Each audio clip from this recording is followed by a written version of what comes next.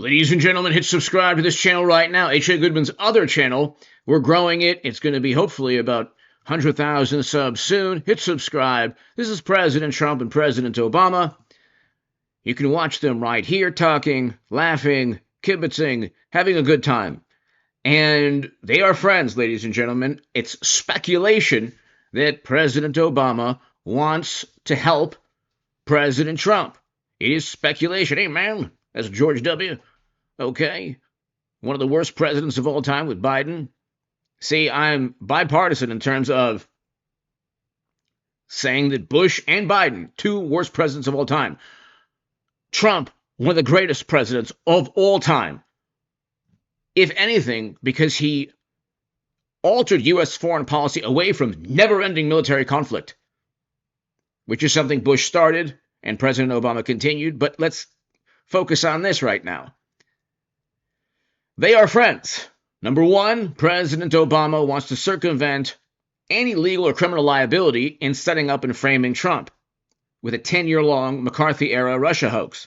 Number two, and this might be more important, he very likely wants complete control of the Democratic Party. Okay, he can do so very easily by helping President Trump indict Hillary Clinton, all the people who helped Hillary Clinton set up and frame Trump. Trump was an innocent man. We know that. We knew that from day one, but we know that from the declassified documents that Tulsi Gabbard declassified. You can watch them talk right here. They're friends. They're having a good time. I don't see President Obama talking in that manner with Hillary Clinton, who, by the way, is over there next to Bush. Okay, Hillary would have had a very similar foreign policy to Bush. That's another reason it was a moral imperative to have voted for Trump. But this, ladies and gentlemen, really quickly, let's check this out. Off the top, you mentioned the Carter funeral today. What were you talking to Barack Obama about? He did look very friendly, I must say. I thought you guys hated each other. I didn't realize how friendly it looked. I saw it on your wonderful network just a little while ago before I came in, and I said, boy, they look like two people that like each other. And we probably do. We have little different philosophies, right? But we probably do. I don't know, we just got along. But I got along with just about everybody.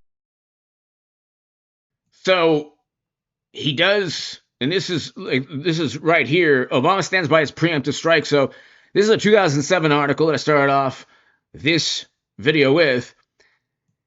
Senator Barack Obama stood by his preemptive strike on Clinton over an online column that said she was sitting on scandalous information about him. It's exactly what they did to President Trump. Ladies and gentlemen, this is speculation on my part, but it's speculation based on two presidents who get along. One who helped set up and frame another one, but really, it was the last couple months of his presidency. He got the ball rolling, or he stood by, gave tacit approval, President Obama, on everything that took place. However, it was really Clinton that funded the dossier, obviously, then Clapper and Brennan and Comey. All the people who could turn on President Obama tomorrow if it behooved them, and all the others, McCabe and all the others. But there was a dossier on President Obama in 2007 that Hillary was working on. It's right here in Politico. This is a Politico article. Now I want to show you the perjury, or the beginning of the perjury trap that Comey got himself into, that President Obama might actually help Trump with the conviction of. You mentioned that from your very first meeting with the president, you decided to write a memo memorializing the conversation. What was it about that very first meeting that made you write a memo when you had not done that with two previous presidents? As I said, a combination of things. A gut feeling is an important overlay on but the circumstances, that I was alone, the subject matter, and the nature of the person that I was interacting with, and my read of that person. And yeah, and really just a gut feel laying on top of all of that, it's going to be important to protect this organization that I make records of this. And finally, did you show copies of your memos to anyone outside of the Department of Justice? Yes. And to whom did you show copies? I asked, President tweeted on Friday after I got fired that I better hope there's not tapes. I woke up in the middle of the night on Monday night, because it didn't dawn on me originally, that there might be corroboration for our conversation. There might be a tape. And my judgment was I needed to get that out into the public square. And so I asked a friend of mine to share the content of the memo with a reporter. Didn't do it myself for a variety of reasons, but I asked him to because I thought that might prompt the appointment of a special counsel. And so I asked a close friend of mine to do it. And was that Mr. Wittes? No, no. Who was that? A good friend of mine who's a professor at Columbia Law School. Thank you. Senator. So he started off President Trump's administration leaking the memos. Okay, this is where leaking memos and then stating he never leaked. Let's see right here. Right here, he says he never leaked. Watch. Have you ever been an anonymous source in news reports about matters relating to the Trump investigation or the Clinton investigation? Never. Have you ever authorized someone else at the FBI to be an anonymous source in news reports about the Trump investigation or the Clinton investigation? No. And here's McCabe stating that's not true.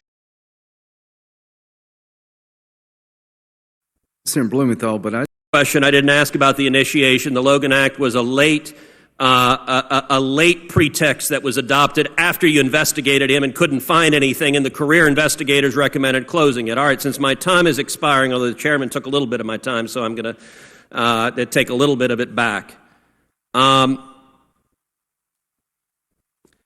Did James Comey authorize you to disclose information about the Clinton Foundation investigation to the press? I didn't need James Comey's authorization. I didn't ask if you needed it. I asked, did he authorize you to disclose it? That's a yes or no question. I authorized the disclosure. Okay, you're still not answering my question. Did James Comey know about it, and did he authorize it? Yes or no? Did he know about it? To my recollection, sir, yes, he knew about it. Did he authorize you? Did he in any way give you the green light explicitly or implicitly? I didn't ask Jim Comey. I'm not asking whether you asked. I'm asking, okay, according to the Washington Times, April 18th, 2018, Mr. McCabe insisted he told his boss that he had authorized disclosure about the Clinton investigation, but Mr. Comey has denied this claim.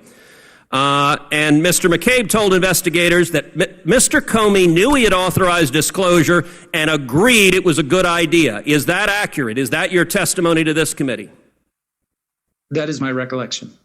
So you're aware that your testimony is 180 degrees opposite Mr. Comey's sworn testimony to this committee, in which he insisted he has never authorized anybody to leak to the press. Game, set, match.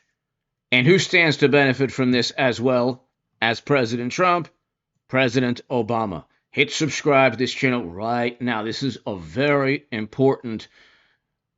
This is speculation on something that could be groundbreaking. Hit subscribe to this channel. Thank you.